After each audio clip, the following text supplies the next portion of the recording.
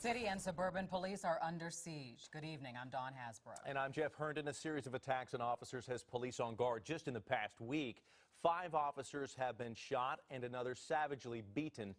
Just this morning, an off-duty Chicago police officer was shot in the leg during an attempted robbery.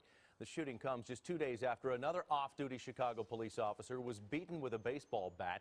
And last Monday night, 3 Chicago police officers were shot during a drug investigation. And in the suburbs, a rookie Park Forest police officer is fighting to stay alive after surgery. Officer Tim Jones was shot and critically hurt. He was investigating a break-in and got hit during a shootout. Elizabeth Matthews is live in Park Forest tonight, where the community is coming together in a show of support. And tonight's service wasn't put on by the town or the police department, but rather the community. Some here say there is too much negativity towards police, and they want these officers to know that they are appreciated. The community of Park Forest is standing up for police officers, first responders, and specifically Officer Tim Jones. Park Forest police say their young officer remains in critical condition after the weekend shooting. It's a struggle right now. He's still in critical condition. He is fighting for his life, and we're doing what we can to support him. Jones was with other officers Saturday morning trying to arrest a burglary suspect when shots rang out. Jones, who's been on the force less than a year, was struck in the head.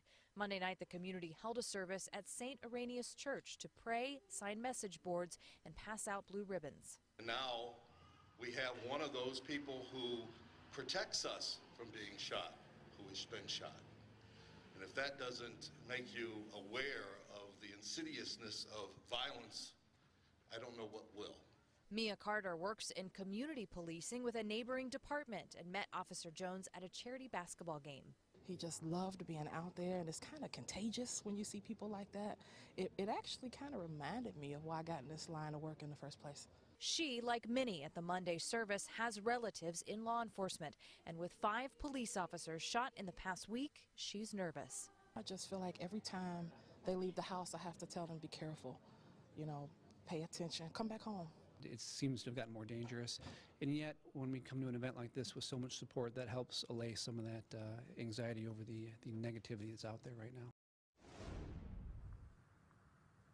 Jones still is in critical but stable condition. His recovery really one day at a time. Officers say tonight's display of love and support really is the pat on the back that they need during this difficult time. Jeff, back to you. Elizabeth Matthews live in Park Forest tonight. Elizabeth, thank you very much. And the off-duty